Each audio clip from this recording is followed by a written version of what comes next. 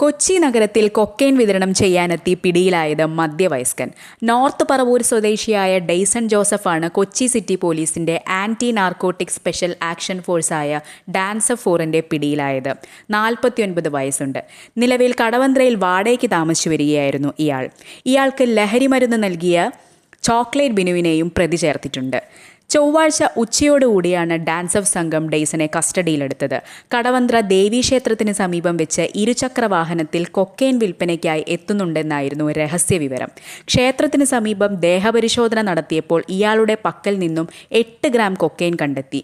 ഗ്രാമിന് 13,000 രൂപയ്ക്കാണ് വിൽപ്പന നടത്തിയിരുന്നത്. 1000 രൂപ ഡെയ്സൺ എടുക്കും, 12,000 രൂപ ബിനുവിനും കൊടുക്കും. ക്രിസ്മസ് ദിനത്തിൽ വലിയ രീതിയിൽ ബിനു വിൽപ്പന നടത്തിയെന്നാണ് പോലീസിന് മുൻപാകെ ഡെയ്സൺ പറഞ്ഞത്. ഡാൻസർ സംഘം പിടികൂടിയ പ്രതിയെയും തൊണ്ടി മുതലും കൂടുതൽ നിയമന നടപടികൾക്കായി എറണാകുളം സൗത്ത് പോലീസിന് കൈമാറി. സിനിമാ മേഖലയ്ക്കടക്കം ചോക്ലേറ്റ് ബിനു മയക്കുമരുന്ന് നൽകുന്നുണ്ട്. പല ഉന്നതരും ഇയാളുടെ കൂട്ടുകാരാണ്. ഡാൻസർ 4ലെ SI ബിനോജിന്റെ നേതൃത്വത്തിലായിരുന്നു അറസ്റ്റ്.